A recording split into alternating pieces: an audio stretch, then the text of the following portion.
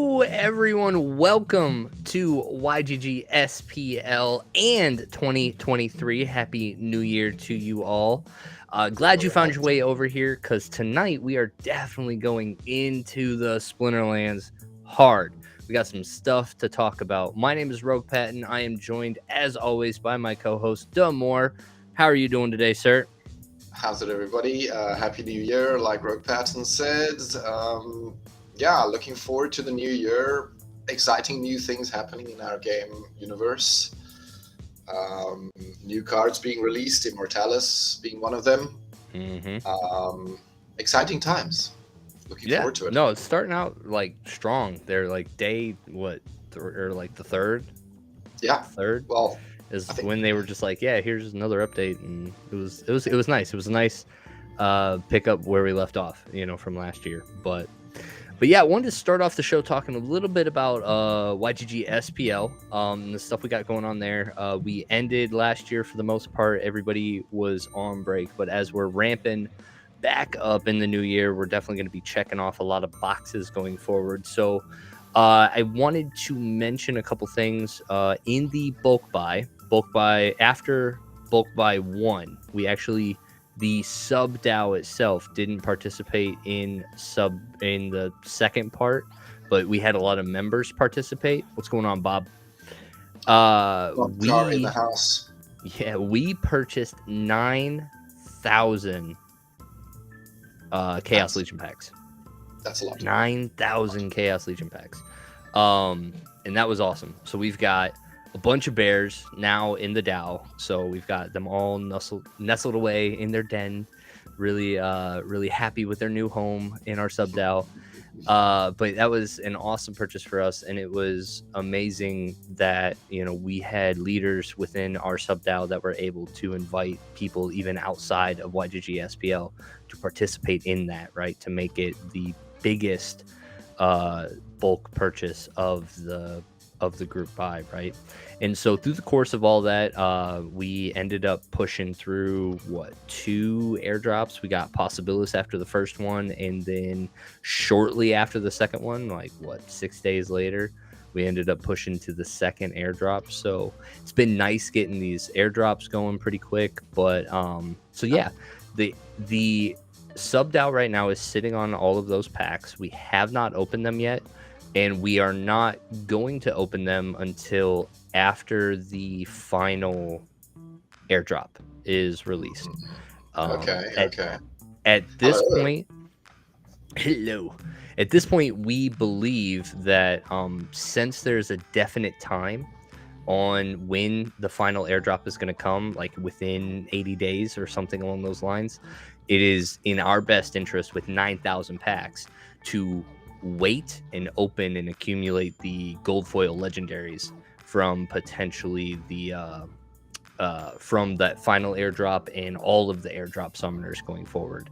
So there's really no rush right now to open them up. We value those final legendary summoners to add to our sub DAO. So that's why we're going to hold on there. And that also kind of puts us in a position where we can accumulate hive power, and we can accumulate potions and get everything ready for the giant pack opening, instead of having to kind of always be behind the 8 ball in terms of asset management and preparing for these giant pack openings that we've had to do in the past. So it'll be really nice, having a date in the future in which we're going to open, and we'll be able to kind of prepare for that in the coming weeks.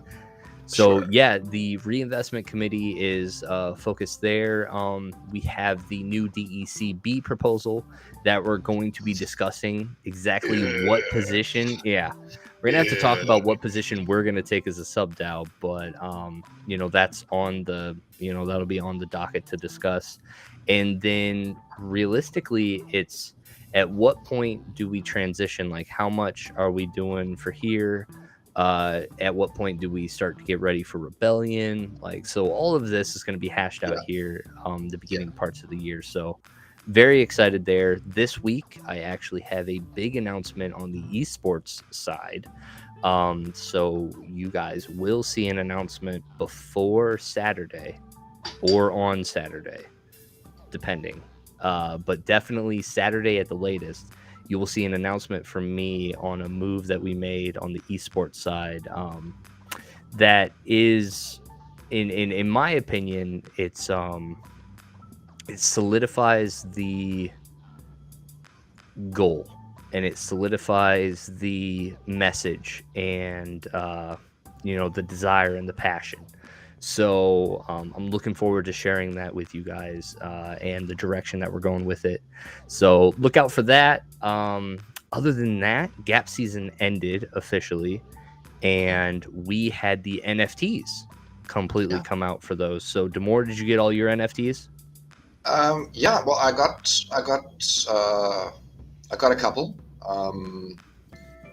Gonna share it here now. Yeah. Okay, so those first three that you see before the Rooney, that was the Gap Season 2. So I got the Community Builder, I got the Warrior, and I got the Recruit. Yeah. So the Warrior and the Recruit, those are the brawler.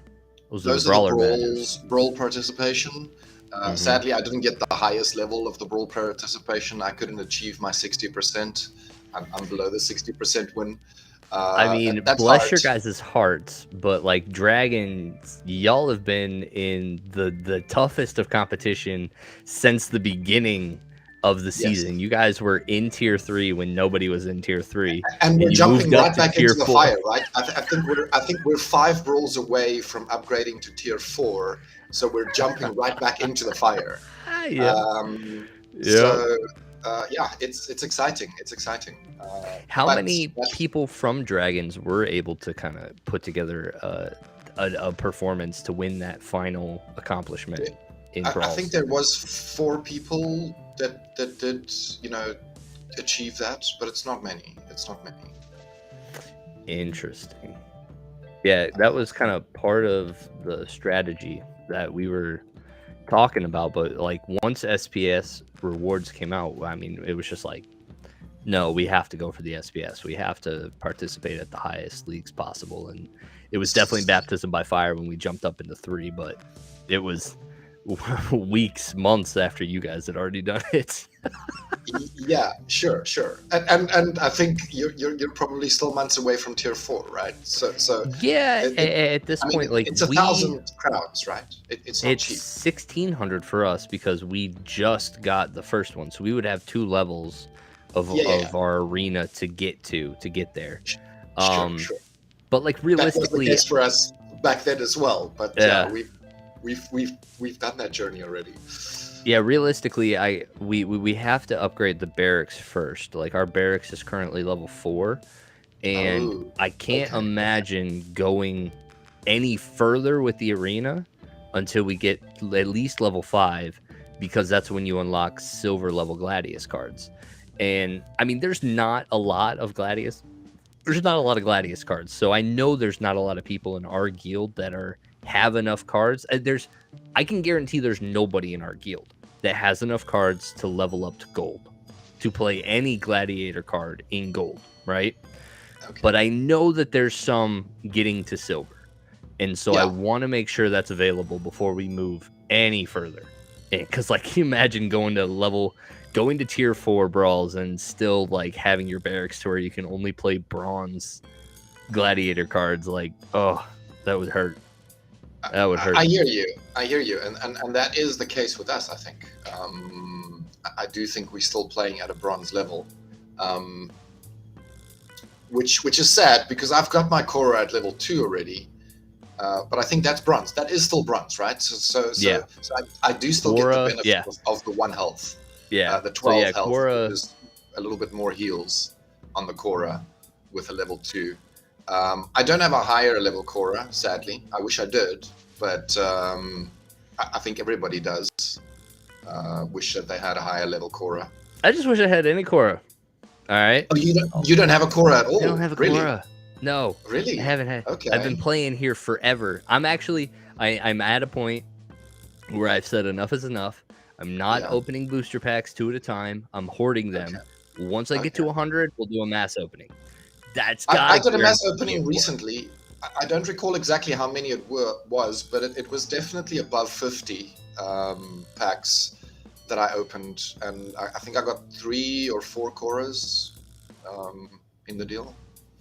And a whole bunch of other stuff. I didn't get any legendaries. I got a whole bunch of epics. I got a whole bunch of rares. So I leveled quite a few cards up. And honestly, that's where I'm at. I'm just ready to do law of large numbers to get my damn Korra. I'm tired of doing this 2 packs at a time. So hopefully, before we get to tier 4. I burned something like 77,000 merits, something around that number for the packs. Nice. That's not bad. That's not bad at all. Oh, there it is. Comments about my facial hair. Yes, I was trimming tonight, and I nicked the beard, and so it all had to go. It all had to go. Like it all had to go. Shaved. Wow. I got everything down to goatee, started trimming the goatee and nicked it, and I was like, oh well, rebuild. That's the beauty of it all grows back. So this is what we got now for a week. You guys are welcome. You get babyface Rogue. Yeah. I had a mustache, just the mustache, and my wife literally threatened my life. She said, no, you get that thing off your face. I was like, uh-oh. This woman might divorce me. So that's what we got. But anyway. All right. Sidetrack. So time to share yours. Yeah, let's go. I showed you mine. Now you show me yours. Oh, there we go. Okay. So I got a couple. So big thing I want to point out is kind of like the art difference from season 1 to season 2. They are different. They are very different. Definitely a different feel to it. Yeah, sure. I like the detail that we had in this one. So this is the esports champion one. Nice. This was being top of our internal leaderboard. Only 6 people got this because it was top 10% on the leaderboard. And so that feels great because I didn't get it in season 1. In season 1, I ended up with the knight instead of the top reward. So I getting first place this go around feels really good. And then I did ended up with the max participation in the brawl because the phrase that I participate in are rent heavy. And so just by being committed to spending a little bit more money than other people, like you can get some easier wins in those phrases. So like I'm not gonna say like I've been a stellar player in brawls. I'm in a fray that is a very narrow in the card pool. So like the play lines are pretty smooth, and I get a lot of weapons. I prepare very heavy for the phrase. Okay. And then the recent ad that we had was we added a small pool for individual performances within each of the leagues. So bronze, silver, gold, and diamond on the leaderboard. There was essentially an individual leaderboard for each of the leagues. So we rewarded top 2 in each of those leagues. And I was top 2 in both bronze and silver. And so that was which is great because that's in my mind it validated the goal that I am trying to perform at the top level in these leagues specifically. And so that, it felt good to be able to take those down specifically. And then, this one is a content one that's linked with Last Dragon. The exact details on this one, I'm not entirely for sure. But the community builder, both Damour and I got, that's definitely for our efforts here, for, the weekend challenges, the participations in Discord, and just being available, and representing YGG SPL in content. So, But feel very good about Gap Season 2. We are still waiting on the exact token distribution, but that should also be happening here very, very soon. Saw some messages going through Discord today saying that we have it, but they're just waiting for they're waiting to get the mass distribution sent out from the multi-sig wallet that we got right now. So yeah. So yep, flexing. You should have gone full Lorcas with the mustache. Oof. I tried. My wife wouldn't let me. It was nowhere near Lorcas's, but it was gonna be like a start, honestly. But like, it's weird because the way that mine grows in, I always feel like it's more of like a Hitler stash than anything, and I'm just like, I don't know if I can like actually walk out of my house with this The and name like dropping. and be okay. All right. Oh my goodness. Oh my goodness. So yeah, this was the end of Gap Season 2, and then we're gonna have a little break to Gap Season 3. I think that was all my notes for YGG SPL. Did I miss anything more? I think there was a couple of questions from the audience that I'd like to address. Sure. So could you share a link of the criteria? I think the best place to go look is the YGG SPL Wiki, right? I can. Do we have that address handy somewhere? Specifically, he's talking about the criteria on the balls. I can bring it up here real quick too, because we had the. We had the nice graphic. There's here. the wiki. There's the wiki. Thank you, Crimpton. So IJATS, just go there, and then you'll be able to look at those quests and look at the criteria, specifically the one that you're interested in. There are multiple layers to it, right? So firstly, the first step required is you need to be a guild that is eligible. You need to be a guild that is eligible to participate, right? Yeah, and there are an some eligible criteria, YGG guild. An eligible YGG guild, and there's some criteria attached to that. And then once you're a member of that guild, you then need a guild badge, and then it gets a little bit more complex, and it will differ for each person. Well, honestly, that's kind of where it ends. Like at that point, you're good. Okay, so maybe I've already explained everything. Maybe I'm making it more complex Nailed it. than what it is. Yeah, so I mean, if you're not a guild leader, just make sure that you're in a qualified YGG guild. And in Season 2, that meant that the guild leader had to hold like 250 YGG SPL tokens or be sponsored. And that way, it is going to change in Season 3, and that's what Crimpton's talking about.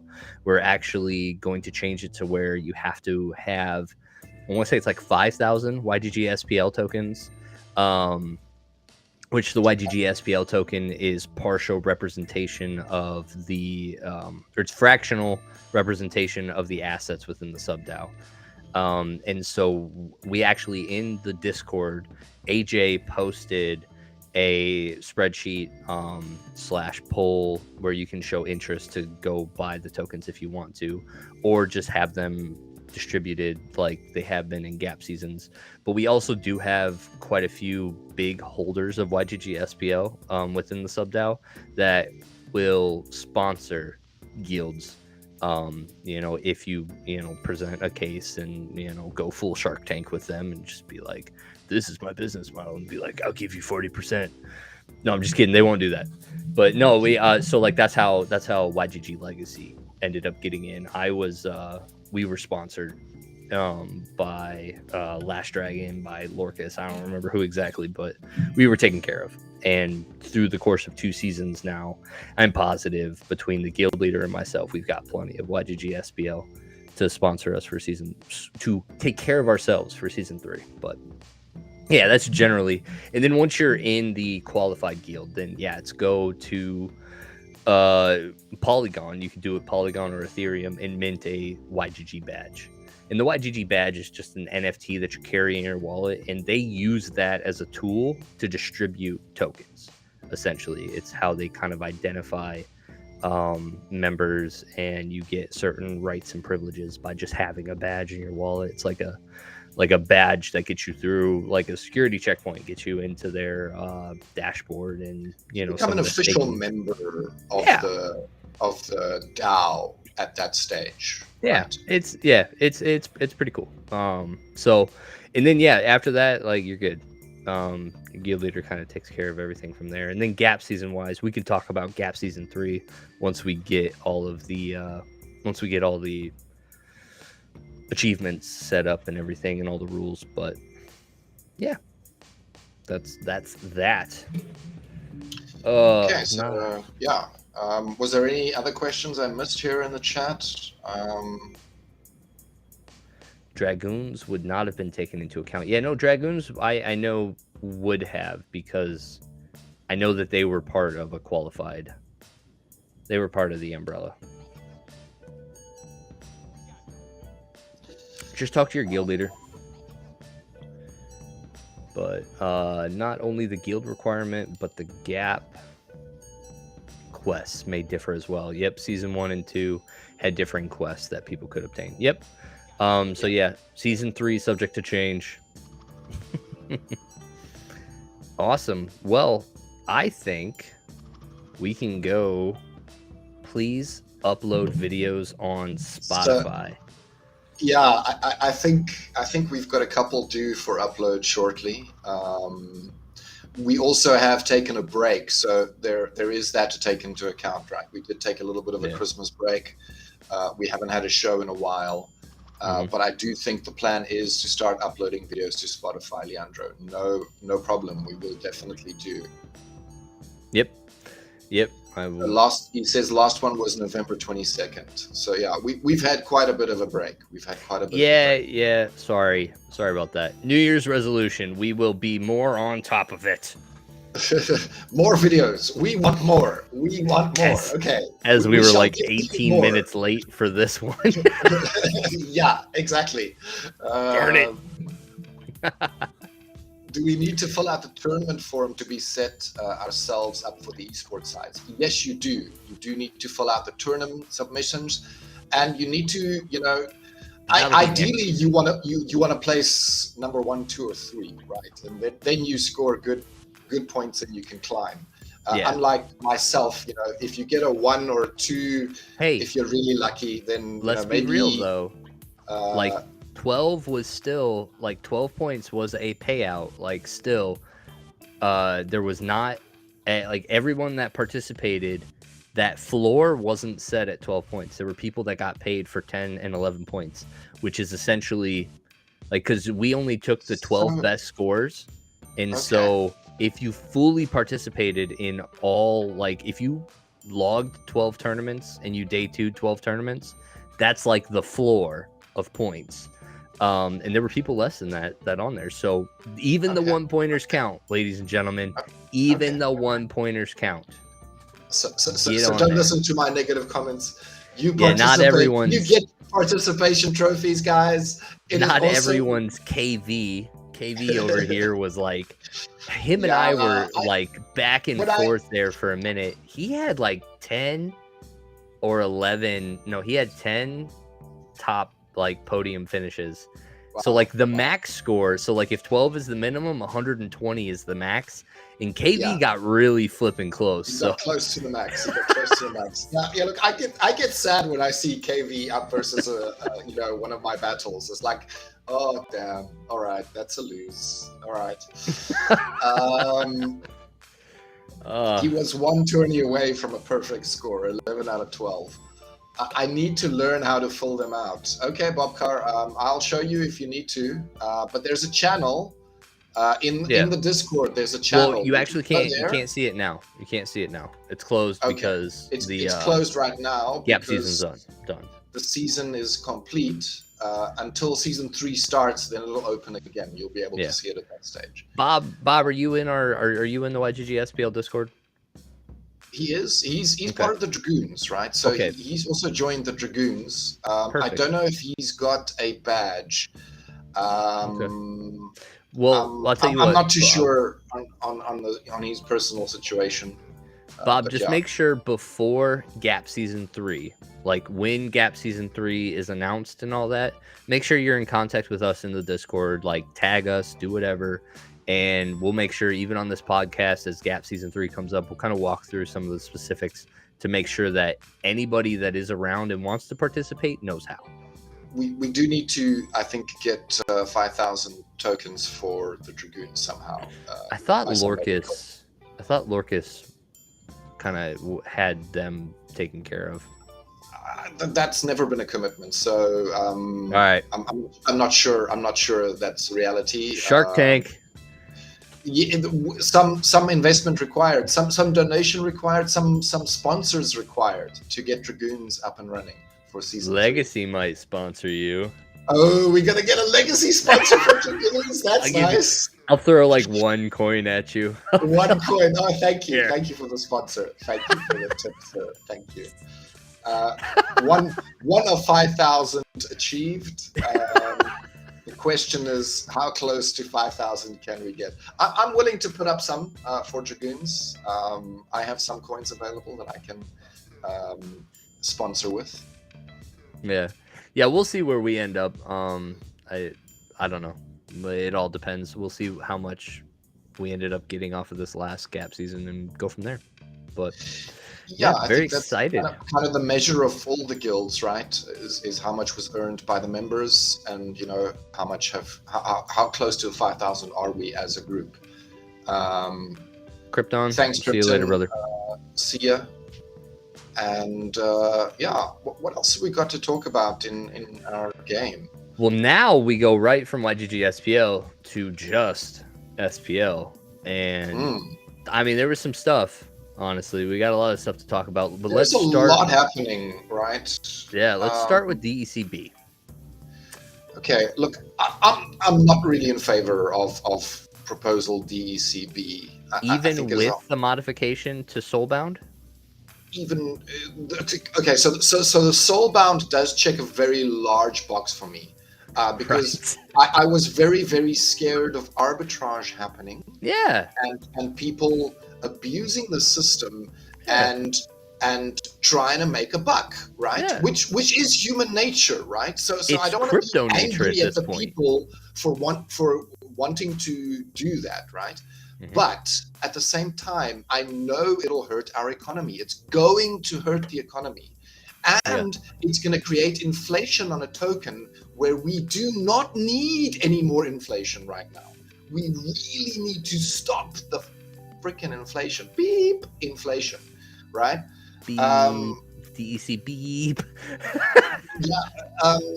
It's critical that we stop the inflation on our tokens. It is what's killing the value right now. And the insane amount of sell pressure that there is. Yeah. We need to do everything in our power to prevent selling of DEC so we can get to PEG. And the flywheel can kick in and our economy can start functioning like it's supposed to function. Yeah. Which we haven't seen yet. Like, we haven't seen that. We haven't seen that. We've been close, and the company actually bought a whole lot of DEC to get that going, right? And it was very close to PEG, and then again it started dropping because of selling pressure, right? And I'm not sure exactly why or who is and I do understand taking profits, right? Sometimes as long as there's an arbitrage there, it'll always happen. But there's also the other side of it. Why are you wanting to prevent us to hit PEG? Is that your intention for selling, millions of DEC to prevent us to get to PEG? Are you trying to screw over our economy, Mr. Profit Taker? And I don't know. I would just say, I mean, me personally, I know that, like, right now we're in a situation like there is no way we can climb from where we're at all the way up to PEG without people taking profit along the way. We can't make the jump and without people taking profits. And so it's being like, it's a healthy part of the economy, you say? It should do that. Yeah. Well, yes, it should do that. It will do that. I would just I'll say that there's always going to be people that will take profits because honestly part of what That is we're a market. That is a free market, yeah. and I get it. I get it. So, like, at the end of the day, like, the solution is not all of you people should be holding your coins. It's give us a reason to spend them. Like, give us a Sure. reason to do it, and then we'll go from there. Because right now there is no reason to spend DEC. Okay. For the people that have I millions. spend okay for the people that have millions. Right. You know what I mean? Okay, Like, I because get it. if I have DEC, I've got shit to buy. You know, I've got a guild hall that still needs upgraded. I've got a deck that still needs upgraded. I'm at a different level of experience in this game. What we're Than talking someone who about, has millions of DEC. I get yeah, it. I get like it. I get it. because I've It's talked to people that have champion decks and extra, yeah. and in my mind, there's only one reason that you have extra. Like, if you don't stop at a champion level deck, then that means you're speculating for resale value. Like, that's the only reason, because you're not using any of that. You're either You're creating a passive investing income. and You cross the line from gamer to investor when you yeah. buy more than a champion level deck of every card. You know what I'm That's saying? more than what you need. That's more than what Mhm. you need to function as a player. Yep. And Um, so, and those people get the most. Those people get the most SPS. Those people get the most DEC from card rentals. And at the end yeah. of the day, there isn't anything new for them in game to purchase. There isn't anything that they They've already got want. everything and Yeah, they have more. everything, and it's literally just preparing for the next thing. And so Yeah. while you're preparing for the next thing, you take profits. Yeah, and sadly, it has the effect, but perhaps it's a healthy effect of keeping our numbers as not inflated as possible. That's a positive Yeah. way of saying it, I suppose. Yeah. Because I Um, think that's a good kind of, because there was a lot of salt over Christmas. Like, sure, over sure. Christmas, there was just a lot of panic and a lot of anger and honestly a lot of selling. Like, there's a lot of max level cards that are showing up now on the market. Like, because when you go to Untamed, you can kind of see what a 1 BCX is and what the max level are. And there's kind of a discrepancy there because they're trying to There always move is. the max level and the demand's more on the single. And we're Yeah. starting to see that in Chaos Legion. In Chaos Legion, if you go to the market right now, you will see max level cards at a cheaper price per BCX than a 1 BCX thing, right? So, like, you're starting to see kind of the end of the print run and people trying to move, out of their max level cards. And, we're seeing continual bottom falling out of SPS. Like, at this point, I am confident that everybody has been unbrainwashed on SPS. Like, nobody is of the mindset that I don't have enough SPS anymore. That's not anything that anybody has said in the last 3 months. And we're starting to see that now in the selling, right? Everybody's getting plenty. You're getting, like, especially the champion players. The champion players are getting plenty of SPS. They already had plenty of SPS, and now they're getting even more, right? Because they had a bunch during the airdrop. And they have definitely reached a point, because there hasn't been anything added to SPS where they're just like, yeah, I have plenty. The company said I'm not going to have enough, but they haven't done anything to prove that yet. So I'm selling. And so I've even changed my strategy. I'm selling half of my staked SPS. I was at 24,000 SPS, and I'm selling all the way down to 12,000 SPS because I want to stay at what I need to play in the Silver Wild tournament, and that's 12K. And so that's the only demand currently for SPS. And I don't believe this is the bottom. I believe we're going further down from here. I'm thinking sub 1 cent SPS, because there is no reason to have SPS. It's the earned and the spending token at this point. Like, so And I think everybody sees that now. Everybody sees that SPS is the spending token now, and people are spending it. And so what I'm doing is I'm actually getting out of my SPS.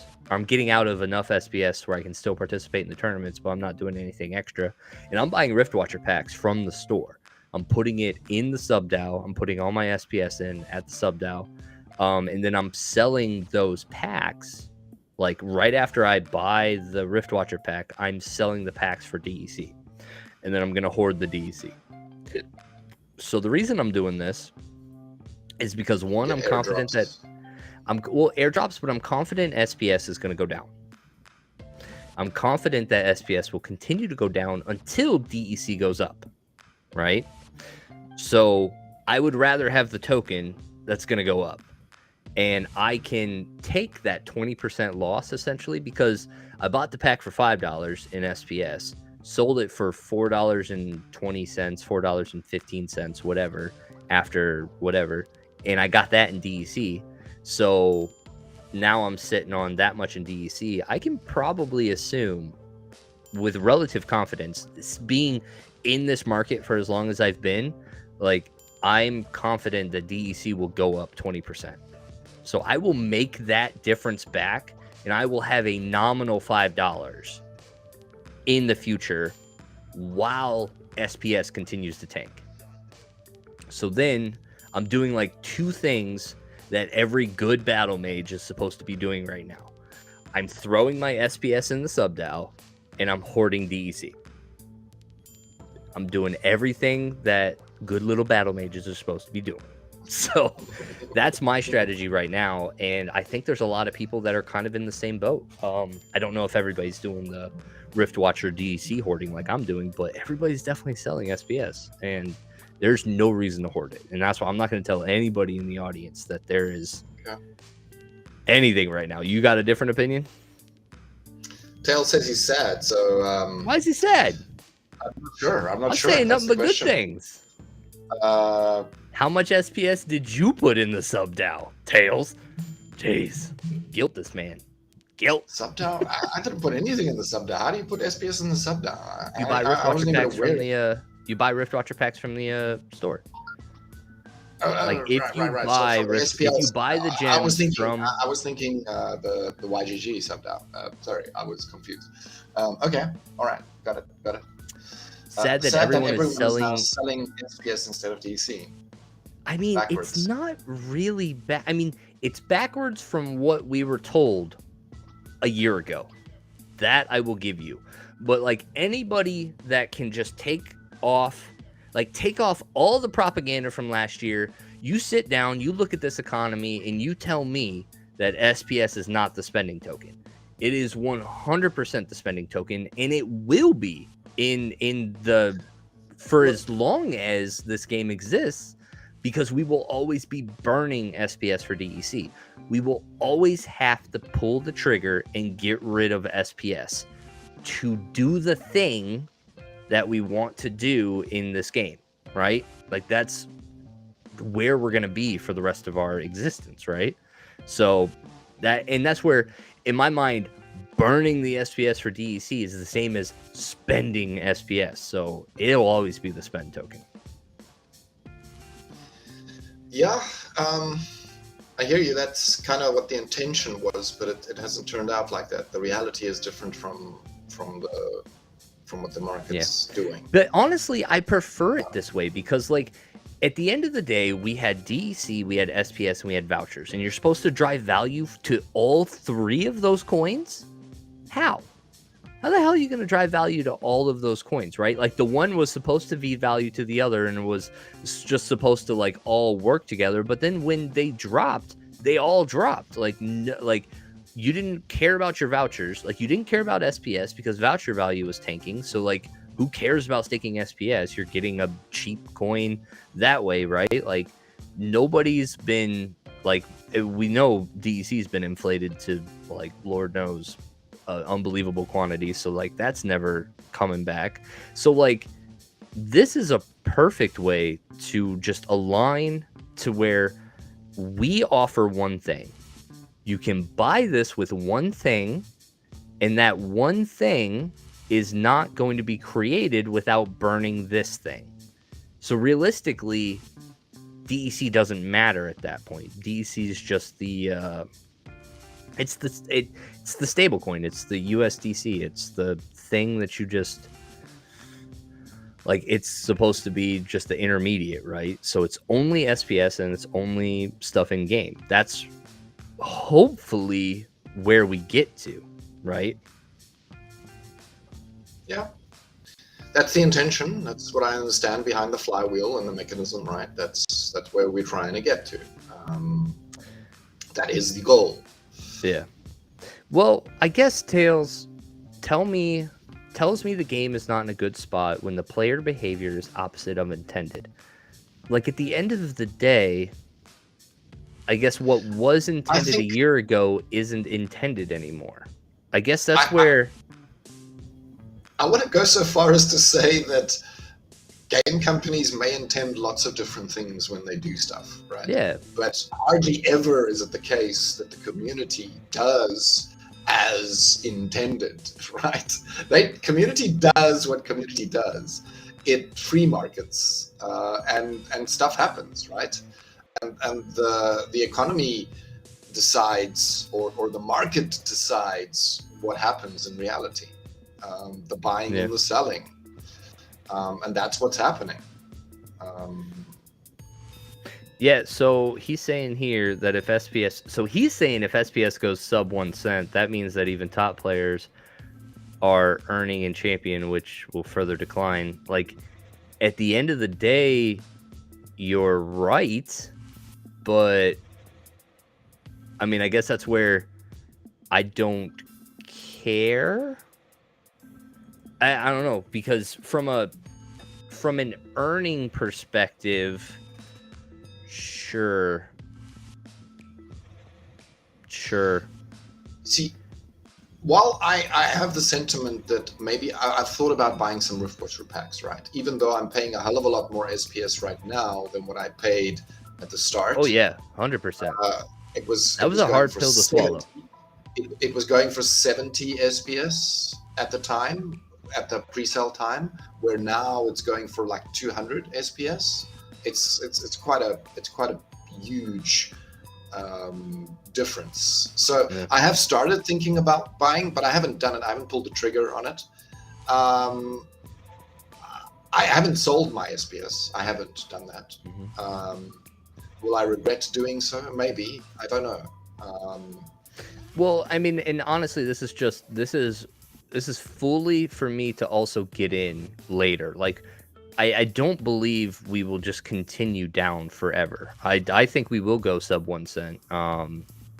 But I'm not as like crazy about it as Tails is. You know, I don't think that's the end of the game for us, because at the end of the day, like we've talked about this, Tails, like there's well, you shared that graph, like how many champion players are there, how many diamond players are there, and really everybody's in bronze and silver, and bronze and silver don't get any SPS.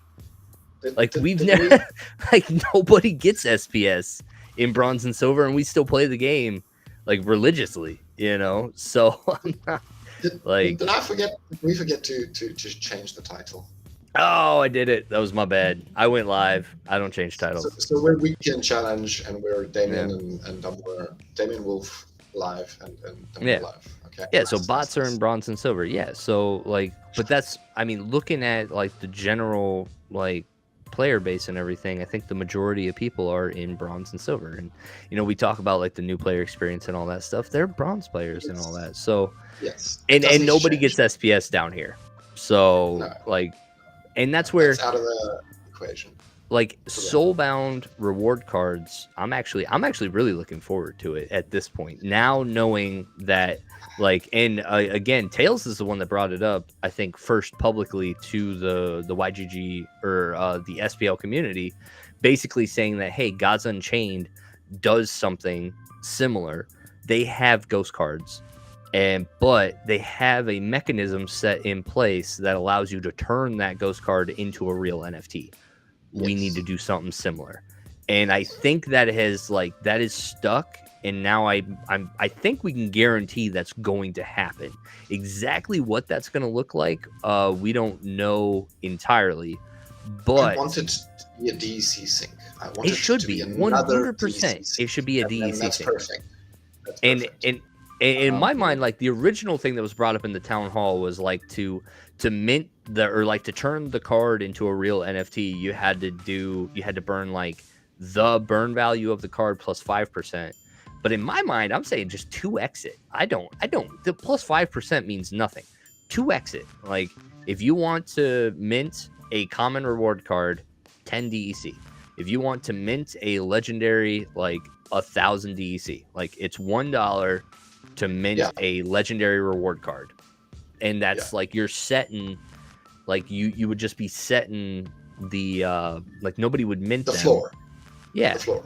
Yeah, nobody would mint them if it was like less than $1, right? You would just keep your stuff, and it would be a sync that I think would far exceed any minting. Like it would just exceed all the demand that we or all of the printing that we could. It would fully satisfy demand of the player base.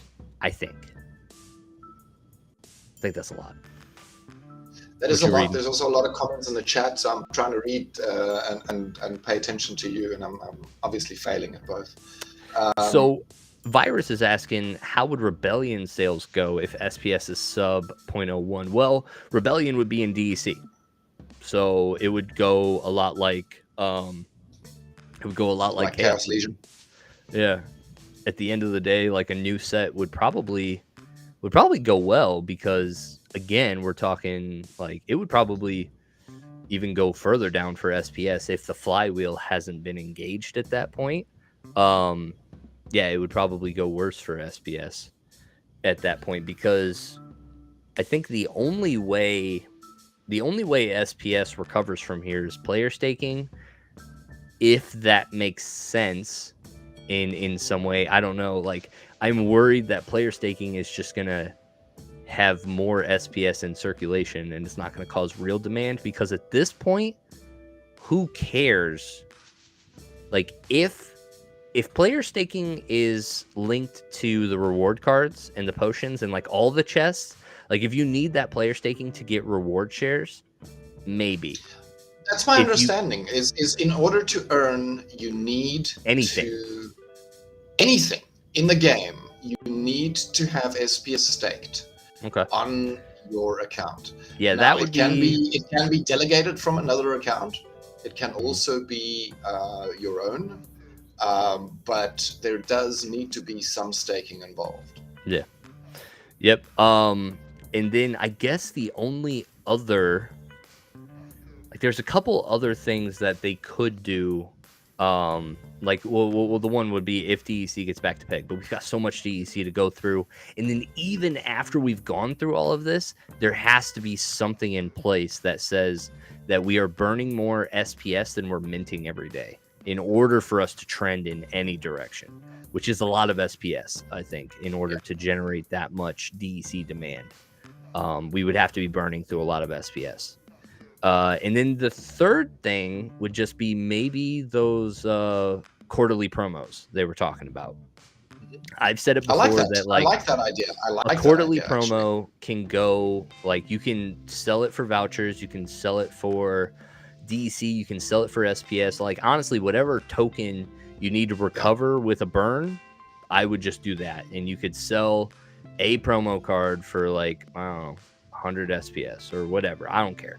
Just do something to burn and create like just whatever this single card is that you're offering. It needs to not be revenue for anything, and it needs to be like a straight burn, whatever it is. Like, that's what the mini set used to be when they were doing that. It was a DEC burn for the mini sets, and it was like an economy equalizer. And now their mini sets are supposed to fund the sub DAO, so we need other economy equalizers. And maybe that's what these quarterly promo cards need to be. Maybe this first one in this quarter needs to be an SPS burn. And I would be fine with that. But yeah, inflation is the enemy, as I keep saying. happening, right? And we wanna stop it at all costs. Commander Chaos will be publishing data on new players. I'm looking forward to seeing and understanding that data. I highly doubt we have any new players. If that's anything bigger than a 0, I'll be shocked. Like 100%. I don't think it's quite that bad. I do think we are at risk of not keeping new players. I do think new players are coming. I don't think they're staying because the environment is so horrible to start playing the game. The novice and bronze grounds of bots is very difficult. It's a very difficult sea to swim through. Many people drown. Yeah. Selling SPS and burning cards for DEC, both not ideal or healthy. What are you in reference to just being real? Selling SPS. I mean, you're saying everybody's selling SPS, and in somebody what else world was are saying we not selling SPS? It is literally people are the burning only thing that we're getting in the game. Like, we have to, it's now the currency of exchange. Just by de facto, that's the only thing they're giving us. It has to be the one that we sell now, right? Like, I guess that's where, like, in my mind, I don't see it as anything else now. It's the new DEC. So you're saying we've reached the point of Axie Infinity and the SLP. Well, I don't know Axie's story, but what's their story?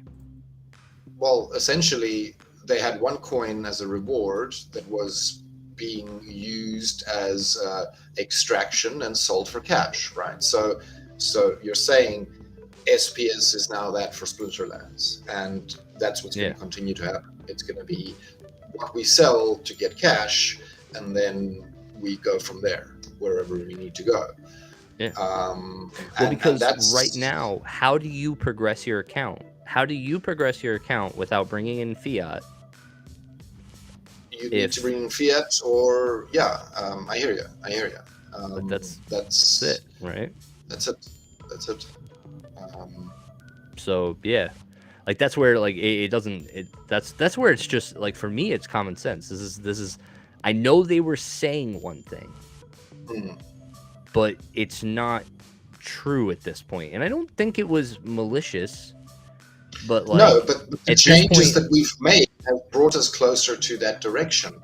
Yeah. So, but I mean, you're speaking as if there's no reward cards, right? There is still currently reward cards. I'm not aware that they're going to go away completely. Are they going to go away completely? No, but I mean, I guess that's where, like, in my mind, like, they're kind of the reward cards are not going to go away completely. They're just going to be soul bound, and then so they're not going to be exchangeable. Future rewards to soulbound reward cards. That's what's going to happen. Yes. And what we have right now is still going to carry on printing until they're done. Well, that's going to be that was something that was brought up in the town hall, and that's going to be debated here soon. Like exactly like end of the month. Do they just cut off all the old reward cards and be done and move on to the new soulbounds, or do they continue with the sprint run? Because all the new reward cards for Rift Watchers that they released, they have the same print cap that the other ones do. We're talking about another 8 million commons. But they're already at the same price as the other ones, even though they're only, I don't know, a third of the way distributed like the other set is. So sure. But yeah, so that's essentially what Tails is saying, is that like if the reward cards are soulbound, and if SPS is the only thing that we're getting, and SPS is sub 1 cent, then like really, what are you playing the game for? And that's I mean, it's a good argument, but and that's essentially what happened to Axie, right? They're coin tanked. They're coin tanked into infinity, and the people stopped playing because the reward to play the coins that you were receiving for putting time and attention into the game was of such little value that the player base left. Yeah. Because it was no longer worth it to play anymore. Yeah. So and at that point, so then we reach the crossroad, and we're like, okay, and Tails said this is like, then we only have the diehards that are sticking around and doing this, and I guess that's where, like, in my previous that is clippable material, Tails. That is clippable material. Yeah. For sure. At the end of the day, we like, I'm not scared of that reality. Mhm. If we get to the point where it's just me and everyone that made a lot of money in Untamed, we'll be fine. You know, Okay. they were fine during Untamed. They were fine to make it to the point that they did, where we had this influx of everyone that is here talking right now. Like, Yes. the majority of your content creators, the people that are entertaining you for the last year, just came in. Dwayne was the only one that was here before. He's an OG. He's the only, like, so everybody else that talks to you on a regular basis was here. Like, and we've all rode this thing way down, right? So, like, it doesn't scare me to think that we could go back to like 2,000 real people at all. You know, like, it would be like, it doesn't scare me that the legendary summoners right now are going for $10, right? Like, because the OGs talked about when Jotun was $10, right? The OGs talked about like the way that the world was back before everybody was here. Yeah. The company will still, I think, be able to survive in that ecosystem because they did it before, right? So I'm not really too worried about it, because I've also participated in trading card games that are very niche, very small, very scattered throughout the world, like no big groups or scenes. But guess what? The company still makes enough money to print a set every 3 months. When I left that game 3 years ago, guess what? They're still printing sets today. And Yeah. I know a handful of people that play the game, right? Yeah. It's a very small community. A But it's dedicated big enough. small community can keep a company alive. Let that be your takeaway tonight. Anybody that is like freaking out, one, this is a game. And if the game gets challenged to the point where it's not financially in the best interest, if there is a dedicated group of people still playing the game, still buying cards when they release, they don't have to be $5,000 cards at the end of the day. Like, if there is support and if they scale everything to the amount of people that we have, we can sustain and we can carry it on with 2,000 people forever, right? Sure. At the end of the day, like, that's kind of where we're at. So anyway, that's my take. Did I really say that Tails has a good argument? Crap, that was my bad. Look, and the thing is, validate I hear you, that, Tails. If we're only 2,000 players, then the 8 million we have is 100% too many, right?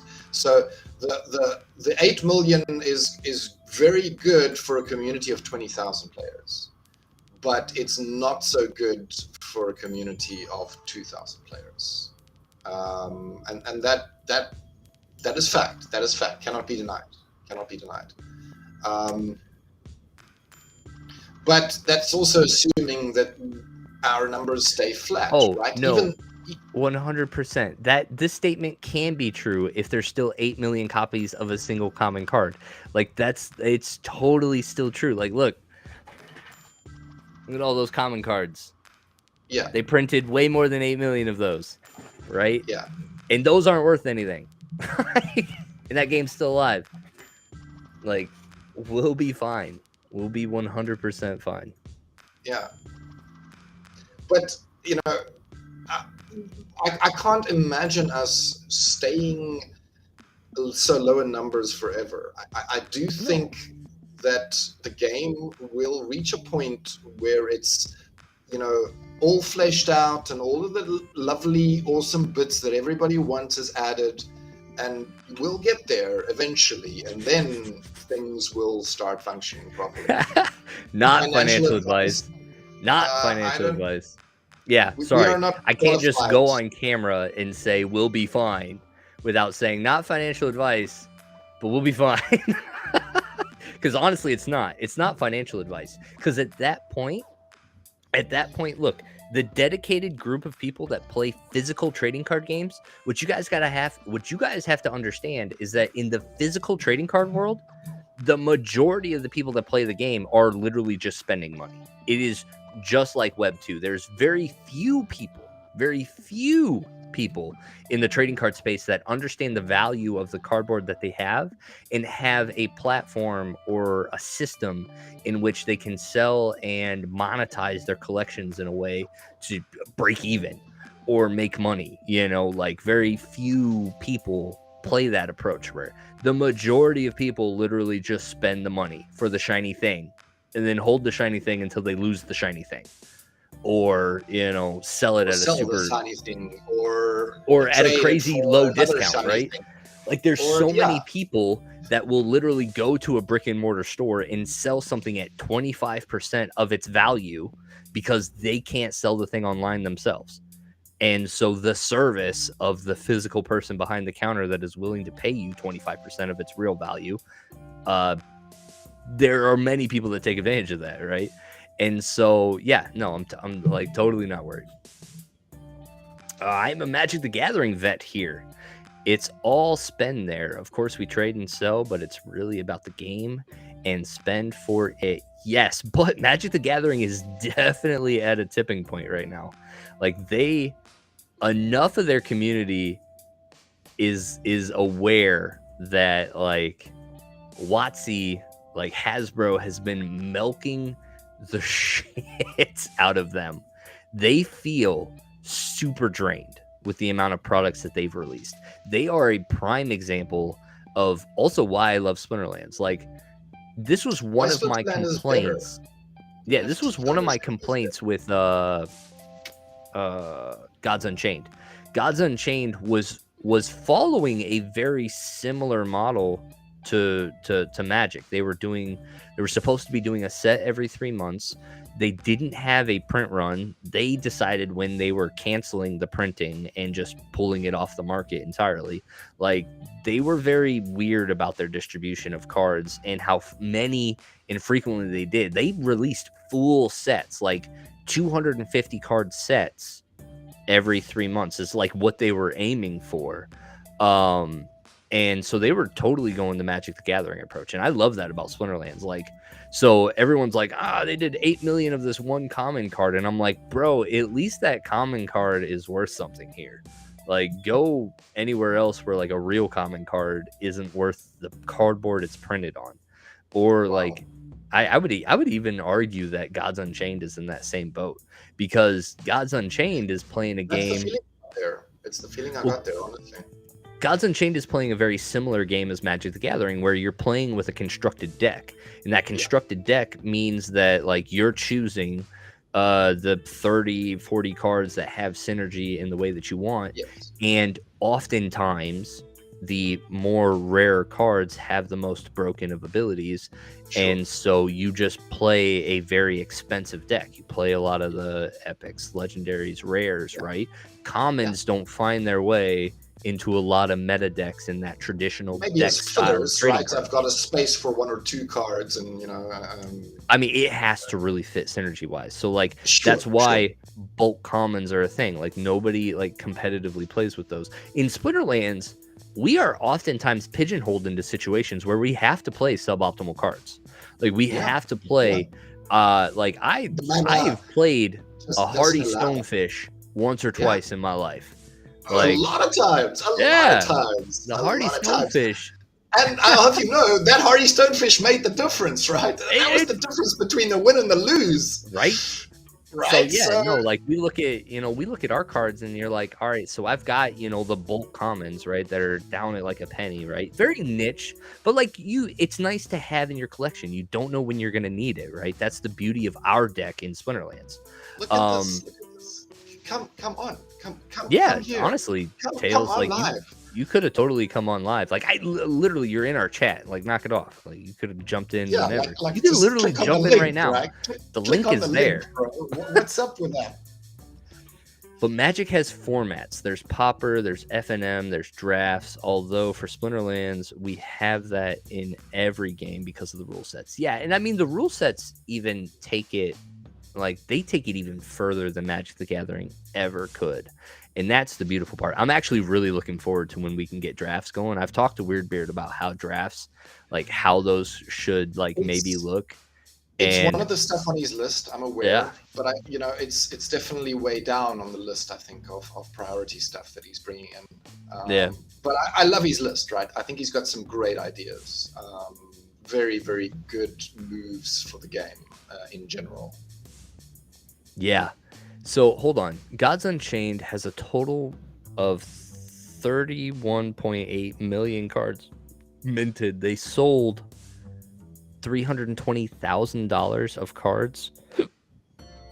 See, but there's no way, because if you look, so like I don't know, maybe that's like secondary market stuff, but look at how many trials of the gods trials of Judgment, whatever their newest set was. Thing's been out for a year and it never made it past the reduction, the price reduction thing. You can go in there and they're still like within the first 10% of that set. Like that set didn't sell at all.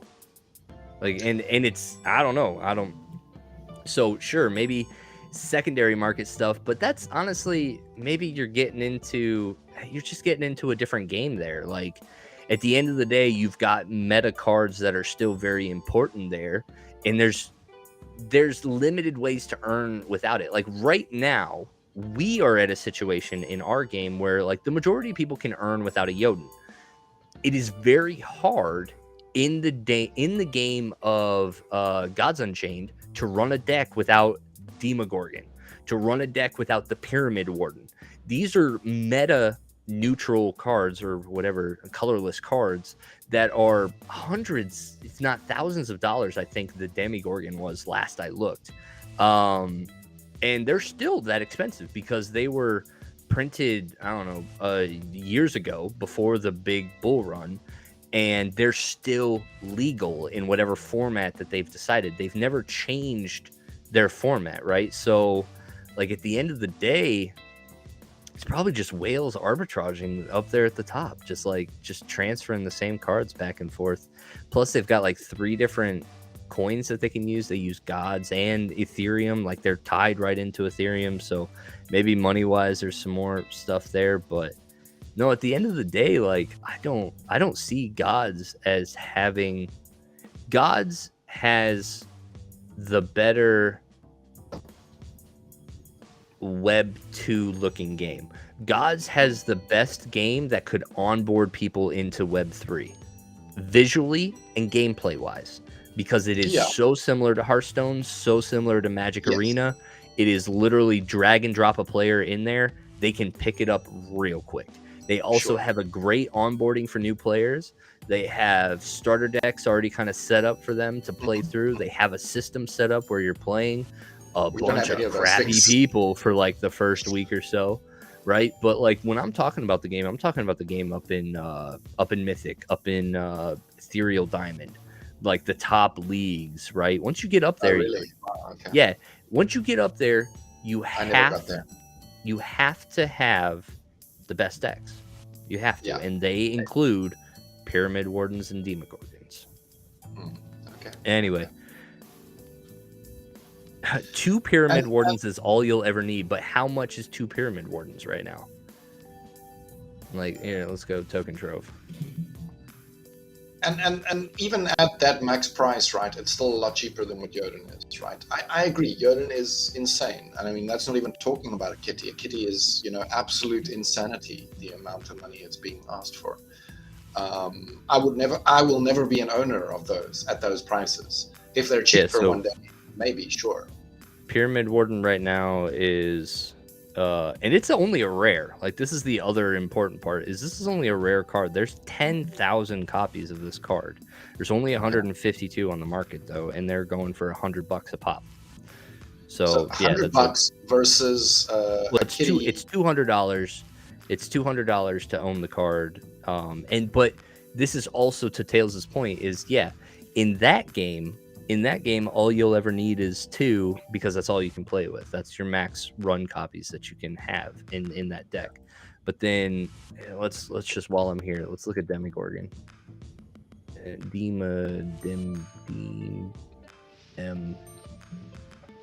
you are. $500 card. That's an epic. It's not even a legendary. $500. And again, it's a neutral, and you need 2 of those. So then that's where, and this is also the interesting part, because for those that play Magic the Gathering, these numbers actually aren't crazy, and they are totally fine, because the majority of competitive decks in Magic the Gathering range between $400 to $700 in standard, and then only get more expensive than that once they rotate out of standard, right? Legacy staple cards and modern staple cards, they all push those kind of numbers, $500 per card, right? So it's kind of interesting when I say this stuff out loud, because I say that in Gods Unchained, in order to play in Mythic, you probably, like, in order to top leaderboards in the weekend challenge and to like really get the most out of that game, you should probably be playing with those cards, and that's just 4 cards, $1,200, right? And in our game, you know, that gets you a silver deck, really. Currently, a modern silver deck, not including Untamed. So, yeah, it is absolutely probably, like, it's more expensive to play Splinterlands, for sure, which is for sure. which is the interesting part. But that's where, yeah, it's like I can't spend that kind of money on a card that, one, like, they were also very, like, they manipulated cards very frequently. While they're in print, they have full authority to change the card. And so that was always like the way that they would just change that. And then, like, 2, they also come from a breed of people that, in a breed of game that bans cards, like 100% bans cards. They would just straight up ban cards. I am never going to buy a Demon Gorgon. Yep, never gonna buy a Demogorgon, because as soon as I do, the ban hammer is coming, like 100%. Like, I just know it's gonna happen. Pyramid Warden, because at a point, like, 1, they'll either rotate or they'll get to that point. But, like, that's in Splinterlands, I'm confident that the cards that they print are going to be what they are, right? And the leveling up aspect is deflationary in nature, so I really appreciate that. Every card has value, from commons all the way up to legendaries. Every card has a purpose in my deck, and that's really important to me, and a competitive strategy. And so, yeah, that's kind of where I lean more towards Splinterland than Gods Unchained. But yeah, for me, when I see Gods, though, like, they didn't sell. Like, if I go Gods Unchained, they completely stalemated in their trials. Yeah, so it's Trial of the Gods. That was the first set, I think. No, that's not the... Oops. Nope, What's the Trial second of the one? Gods is set out. So it's Divine Order. That's the one. Oh, Divine Order. Download sold out. Divine Order is sold out too. Which one is it then? Light's Verdict? Nope, that one was one that was... Which one is That's it? the Mortal current one, Judgment. isn't it? There it is. Found it. So yeah, there's still... They only brought in... So this is the big metric that I use compared to... Mortal Judgment came out shortly after... I want to say shortly after Chaos Legion, right? And so they actually only sold a couple $1 million. That's it. So, like, if I look at this, so they have it set up to where, like, the discount pool was for the first $10 million that they sell, right? And they only got 18% of the way through that, and they haven't sold anything since. So they actually only... Divine Order was out during Chaos. Yeah, it was... no, sorry. Mortal Judgment only sold $1.8 million worth of cards. And still hasn't moved. Like, nobody's buying those packs. And that's been on the market for a really long time. Divine Order was out during Chaos Legion. Yes, Divine Order... Divine Order, I think, was the one that was... No, it was... Yeah, it was Divine Order. We're thinking Yeah, about Divine 900 Order was the one. features. and I can't even remember the metrics. It was past that, but like they were nowhere near the amount of money that we were bringing in. And that was the interesting part. How many Rift Watchers have sold? Almost a million at this point. So that's $5 million. Like that's a straight $5 million on Rift Watchers, and like we far exceeded that. We were in the pre-sale. We went through the first 500,000, so that was what, $2.5 million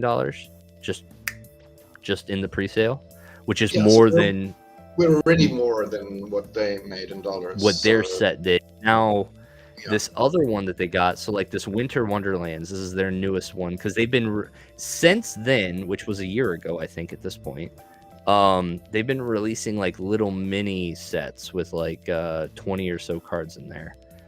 So 20 new cards added to the collection. If I buy packs again, like okay, so I'm looking at this.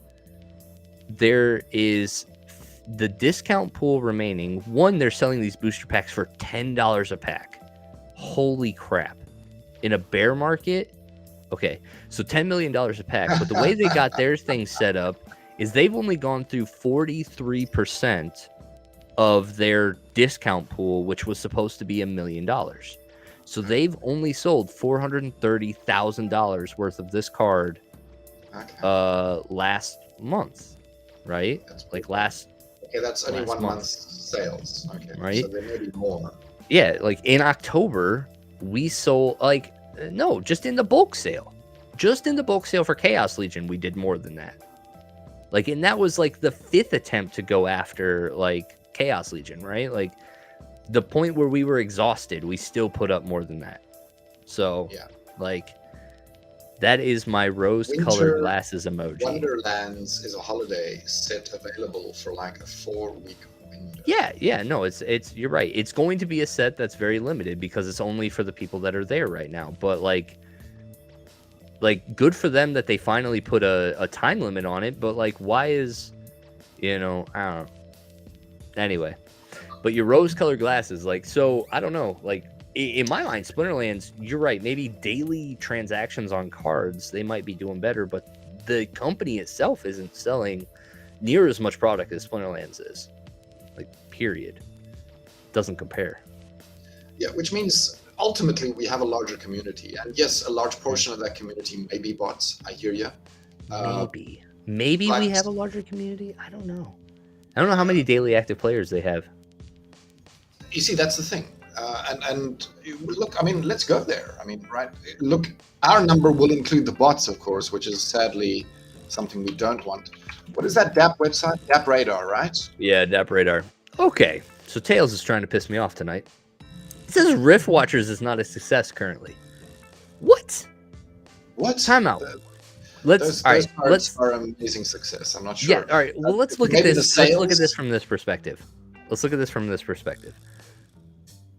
That set since release has held a secondary floor of $4.20 through all of the bullshit. Like the floor hasn't moved on the secondary market. That is crazy. So like, it's been the most stable product that we've had all year. Like, it's awesome. We're currently 177K. And that's including the bots, right? Number 2 on this ranking chart. And then if I find Gods Unchained, okay, it's not on the. Let me rather just do a search for Gods. Gods Unchained.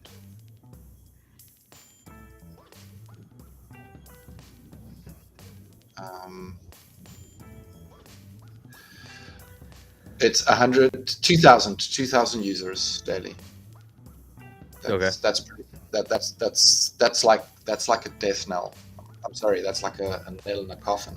Honestly, though, it's good for them. It's good for them. They are because of the way that they have it set up, right? Like in this point that's kind of being brought up is like, sure, the company's not selling anything, but the secondary market's doing fine. So like at the end of the day, that's where I'm just like, and also I think I've seen in the Discord, they've cycled through critical team members like quite a bit. I think they're on like their fourth lead dev or fourth like president or something at this point. Like all of a sudden, like I remember seeing something at the end of last year where they were like where they were doing like a new company direction thing, and they were like, this dude was like, within my first weeks, this is what I'm like, oh, okay, so they got somebody else new at the helm, going on there. But yeah, saying Gods Unchained has more content views on YouTube and Twitch. And yeah, no, 100%, because it's a more aesthetically appealing game. Like 100%. Yes, it is more polished than what we are, right? But I still think that we have the better community, the better game mechanics, the better tokenomics, the better overall. Maybe. I would say we can't compare our game mechanics because they are a traditional deck building. They're a Hearthstone copy or a Magic the Gathering copy. I would call it a Magic the Gathering copy. Yeah. Right out the gate for sure. I would buy more Rift Watchers if they weren't threatening a big discount by switching it to DEC. Then do what I'm doing, honestly, because I'm halfway hedging against that bet too, because I'm buying the Rift Watcher packs right now and then selling them for DEC. And so I'm buying, like, when I sell at the $4.20 right now, I'm getting 8,000 DEC, maybe something like that. So like at peg, that's $8. So if they ever did make that move, like, I would be positioned well currently moving out of my SPS. Like, I'm currently putting myself into a situation based on my knowledge of the game right now. My knowledge of the game right now is they are going to drive all value to DEC. They're not going to drive any value to SPS. DEC's got to get there first. So that's why I'm putting my coins in DEC at this point. But because the tokenomics are junk, or our tokenomics are junk, no one wants to buy the cards with worthless SPS. People want the cards, just don't want to pay in SPS. If they sold in DEC, price of cards would be down 50% overnight. Yeah, 100%. 100% they would. And so that's where it's like, it's almost like you see the way Gods Unchained is right now, and you see their card prices, but then, like, I can show you that the company hasn't sold shit, right? And there's 2,000 active players that are currently cycling through, like, the limited card supply. And that's why the prices are the way that they are. That's why the Gods token is the way it is. It's not super overinflated because they don't have a lot of people over there right now doing anything. Over here, we do have a different situation, but Rift Watchers is the example, though. It is kind of like the poster child of, like, this is what stability looks like. Yeah, if you don't change it, and you don't offer any discounts, then the floor can be set, the secondary market will do its thing, and real demand will show itself, right? Like, so that's where eventually. It's not there right now, but it will come eventually. Well, and that's where, like, I'm of the opinion that like, that's why I'm making the buys that I am right now. I don't know if so I'm torn. I'm torn. I wouldn't mind seeing Rift Watchers sold in DEC if the system that I proposed was implemented, where all of the DEC that Rift Watchers was bought for was parked in the sub-DAO and set behind a paywall of 0.97, like 97 cents per thousand. Like, if it was set behind that paywall, and then we could flip into SPS at the price of 97 cents per thousand, I'd be totally fine with that, because then, we would essentially, before the SPS burning would start, people would have to come to this. Would kick in and start functioning. They would be buying DEC from the sub DAO first, because we would be 3% lower than burning, right? Like, we would be the cheapest DEC on the market if we just parked all the DEC into the sub DAO, right? And set that sell wall. And then we could buy SPS at even a further discounted, because I don't know how long it's going to take for DEC to get up to 97 cents per, or to have the DEC market diluted to the point where they want to buy from the sub DAO, right? But I would predict that SPS would continue to go down, and we would actually be able to buy it at a cheaper price now. So like from the sub DAO aspect, I think we would actually get a really good deal on SPS if we did that route. But I am actually very impressed by the stability of Rift Watchers right now. Rift Watchers has been super stable since release because it's been very hands-off. Very hands-off. And so the slow trickle that we've had, and I think the non-card market has actually helped a lot, because the non-card market allows for people to buy Rift Watchers with fiat, right? Yeah. For the first time, really, without like any crazy on-ramps. Like I'm talking like myself, I can buy credits and then I can buy Rift Watcher packs. That's important. Like I don't need to do the transac. I can just PayPal for credits, buy Rift Watcher packs. And that's actually been a steady flow, I think, coming out of that, because then what happens is you've got essentially the distributors, right? The traditional distributor model, the people that will come in and buy from the company at bulk at a discount and resell to the general public for profit, but at a lower price than what the face value is, right? So like everybody that purchased Rift Watchers in 2,000 pack bundles can get like 20% added onto their stuff, right? And so that's why we see the floor at about 20% off the face value, right? The floor is right around that 420 because that's the distributor price. You know what I mean? So as long as the distributors are recouping their funds, which they can guarantee, like every sale that they make ends up being like directly in that price, right? So like they can recuperate their funds and then still get all the airdrop points and everything that just comes from like as an added bonus to their purchase. And as long as there's been no discounts and no nothing, the ecosystem has just been, it's been great, honestly. Nobody's touched it, nobody's manipulated it, and it's held its value with the slow trickle that we have right now.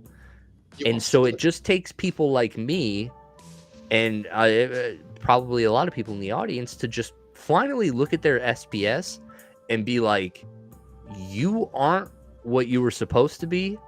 It's time to spend you for cards. It's time to get rid of you. And like that's why I'm parking mine into gem packs, because I think it's only going to go down from here. And I would rather own the cards. The cards are more stable at this point, especially Rift Watcher cards. Very stable. Yeah. Tails. I am in agreement. I think the bot situation is also why their market cap is greater than 50% higher than Splinterlands. Yes, again, they've taken the centralized approach of banning bots, and they make sure that like there are no, like they try to counteract all the bot situations. Now, I'm not heavy in their community, so I don't know if any non-bots have been identified. You know, I don't know if they've misidentified somebody as a bot, you know, because like we had that situation with Zen Sports. Like Zen Sports did it and they banned humans. Like they banned some of the best Japanese players that I've physically met in Vegas. Like they banned them from a tournament because of botting allegations, and that sucked for our community at the time. I remember that, you know. It did suck. It does suck. It still sucks. But no, honestly, I'm with you, Tails. I don't know. I've also come around to the mindset that ranked play is literally just a DeFi program, and that is what I think I got that clear picture when I was playing Luthion's account. When I was playing Luthion's account and I got to experience what it's like to play Diamond into Champion, I definitely got a feeling that this is what yield farming feels like. This is what only the money matters feels like. The game is second. And that's when it just became real clear to me that this is the whole ranked system is just the gamified DeFi aspect. the game is actually played in brawls and tournaments. That's where I feel the most like the game is played. And so if the company draws the line there, then I'm completely fine with that. If we have a place where we can like sacred ground for humans to play this game and be rewarded for it, and I don't think it's ranked. I don't ranked is just ugh. Ranked is silly. Yeah. But tournaments and brawls, It's my if they daily draw the quest. line there, That's what ranked is for me. Is my daily quest. Honestly, I don't really pay much more attention to it than my daily quest. That's what it's all about for me. Getting chests and doing my daily. That's it. Yeah. Yeah. So let's see. That was a little bit of a rant. Tails kind of took over from there. Jeez, Tails. Seems backwards again. I mean, maybe, but it's like at the end of the day, I think that there is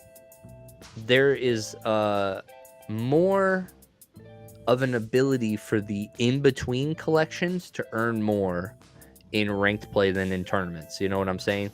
So like I've now come to the idea that like everything that we've been trying to fight is like all these people being able to collect rewards with more without having like the full collection, or like having half leveled up cards and being able to collect full rewards. And at the end of the day, like I think that's where ranked is like that's where ranked rewards can kind of exist. Like I can go in and run level 5 summoners and level 5 commons. I'm sorry, level 6 commons, go play in gold and kind of like I'll be in the middle of gold, like kind of get some gold stuff, better than I was in silver, but not like max gold. Like there's more in between there. In tournaments and in brawls, like no, you kind of need to be playing with like the best of where you're at, or else you're gonna lose a lot. Because like that's where I've kind of realized it's like, okay, if this was just like a staking rewards, it's like I own this amount of cards and I stake them in this ranked play protocol, and based on how many I have, this is how much I win, and like that's what that is, right? Tournaments requires a different level of ownership and a different level of deck you can management. also rent to play in a tournament. You don't really need to be the owner, but you do need to certainly be contributing to the community in some form, whether it's DC or having purchased the cards. But yeah, I mean, it is a different style of playing, certainly. Agreed. Yeah. And Tails, there's no hopium here, only helium and maybe some oxygen. Yeah. Play with no, and honestly, it was awesome playing that account for one season, because I feel like I got a more clear picture of Splinterlands, and I think I have a better understanding and a clearer picture of where we're at and where we're going, and I don't mind the position that I've taken. Like I do not feel like I've wasted time being here. I don't feel like I've positioned myself incorrectly, and I'm actually like I'm pretty grateful, for kind of where we're at right now. That's for sure. That's for sure. So where are you at on Immortalis? You like the summoner?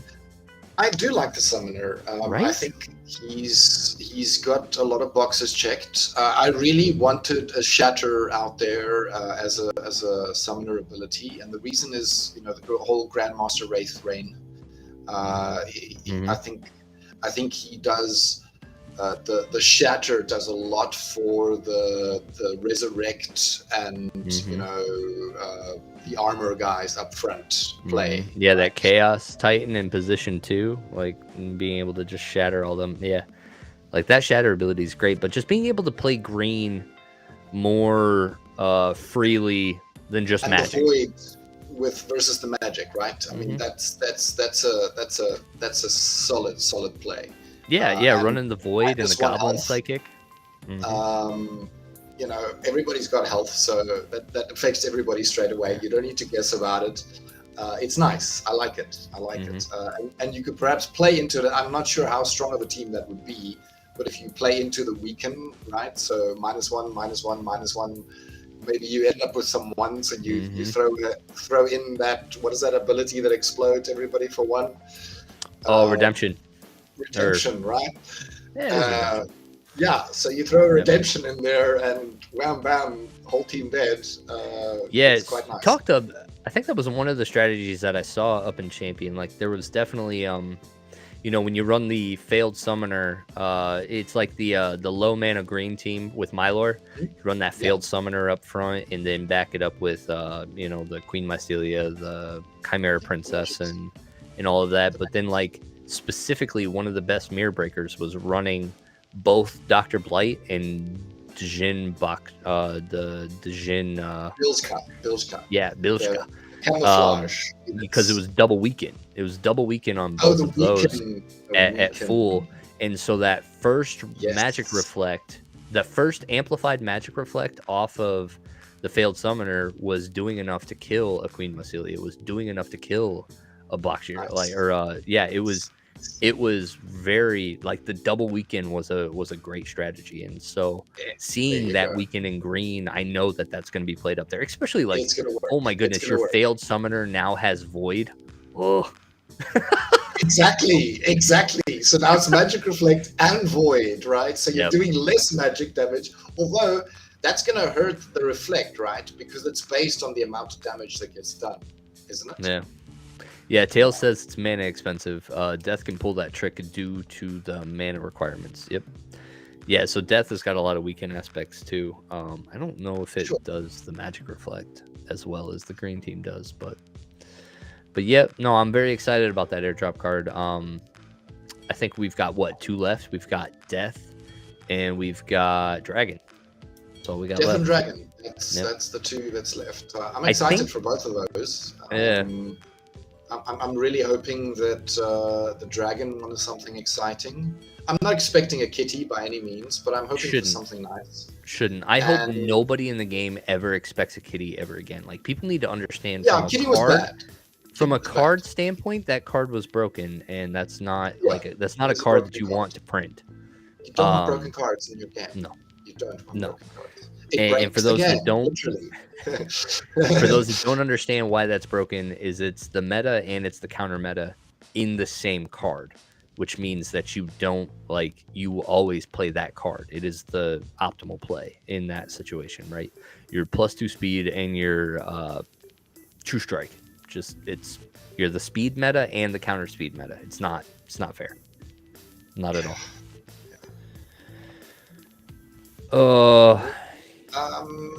I don't think it's going to be the Chaos Legion summoners that is coming with that new ability. I do believe it's the Rebellion summoners. No, it was supposed to be the reward cards, actually. They're saying there's going to be some soulbound summoners with this ability on it. And I'm like, what? Yeah, just what? Honestly, that's huge. It's just like, all right, cool. So if we soulbound huge. your reward cards, we can just give out summoners. And I'm like, yeah, that's not bad. That's not bad. So look, I mean, I was wondering whether they're going to bring back the reward summoner, right? Because Daria's been a reward summoner. Kretch was a reward summoner. They are both dragons, and here we go. Here is another reward summoner that is. Well, no, I'm saying it's a dragon. I don't know if it's a dragon yet. I don't think that's been announced. No, I think Tails is right. Virus is right too. I think if it is a dragon, then they don't have to print the ability on 5 different colors. Like, it could just be a dragon. It works for everybody, right? Which I think goes with all of the reward summoners that we've gotten at this point have been dragons. Yes. I mean, Daria and Kretch are both dragons, right? So it makes sense to stick to that pattern. But that other ability, though, the weapons training, I'm very excited for weapons training. Yeah, for Bakjira's out there, for all the zero mana Chaos cards. Agent, man. The Chaos Agent, I want to give my Pellicor, Pellicor Conjurer, give my Pellicor Conjurer a knife. Just be like, here, Go There you go. stabby stabby. Now start doing some real damage. It's I gonna be like it. great. I like it. I think it's great. It's adding a whole other level to the 0 mana cards play, right? Because before they were kind of like a defensive move. Yeah. Or they had abilities that just synergized, and you had to make that call. You were like, I'm playing this card for an ability, and I'm not really going on the offensive here. This is more of a defensive play. Sure. What would you theoretically use as a third position card? And then he used the rose glasses. I don't know why he used that emoji symbol. here. Right. Let's see. A third position one. I'd be looking at so like in I don't know, in lower levels, like in Armor Smith, doesn't have an attack. In oftentimes I will sometimes put the Chaos Agent in the opportunity spot there. So maybe I'll run that in position 3. Let's see. The Guardian in green, or sorry, the Guardian in blue, the Little Mermaid Guardian that does tank heal and repair. Oh yeah, run her in position 3. Let's go. Give her a knife. Or not, she needs magic. She needs something. Magic would be better. Give her an arrow. The question is there going to be a weapons expert that is magic? If there is, I think it will be the most valuable one. It probably would be. Yeah, 100%. So Conjurer plus weapons training plus blank, or Boxera plus weapons. Yeah. So like I mean, honestly, you don't even have to, like, you wouldn't even have to do that. Cause like, I know in Champion, anybody that was playing the Lord A or Lord A is one. Almo, give Almo a knife. Almo, Cambio. Exactly. Come on. Exactly. Oh, especially like in like specifically the rule set of sniping, like where everybody snipes.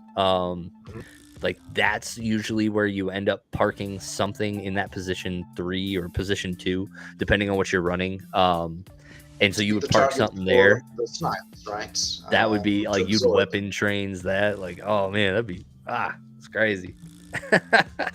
No, I was thinking of the Kelp Initiative. Kelp Initiative was another one that that cleanse, put some weapons training on that guy. Let's see, what are the other ones? I mean, it would be nice to like give some chickens some kills. Like if we could just chicken kill in bronze, that would be nice. Cause like nobody in bronze and silver gets to experience a chicken kill. Chicken kills because the chicken has 0 damage at that level. Yeah, so like give the bronze a chance to kill with a chicken. Like let's go. I'd be down for that. All right, man. We've been at it for a while. We have. It has been a long show. It's been a fun show. Was there anything else that we had to cover? I don't think so. I think we hit it. Look, there are still other things in our community that's happening, right? I mean, land officially has become part of the game. 0.5 is in. Land reveals have started. There's certainly more interesting things to talk about, but we can tackle those things next time. Yeah, because there will be a next time. Indeed. Every week, YGG SPL does a podcast. It's called Into the Splinterlands. Ignore the title, because this is Into the Splinterlands. This is not. It's not the weekend challenge. Not the weekend challenge. The weekend challenge. This is Into the Splinterlands. The talk show. Clickbait. But anyway, guys, thank you very much for being very active in the chat and really engaging with us throughout the show. The show is awesome when we have active people in the chat, and so I appreciate all of you guys for stopping out tonight and hanging out with Damour and myself. But I gotta go to bed, and my boys gotta go to work, so we are gonna be signing off. So thank you guys very much for joining us tonight. Make sure you guys jump in the Discord if you're not already in the YGG SPL Discord. Hit us up. We are always willing to talk Splinterlands with you. But until next time, Damour. The more the merrier. See you guys. Cheers.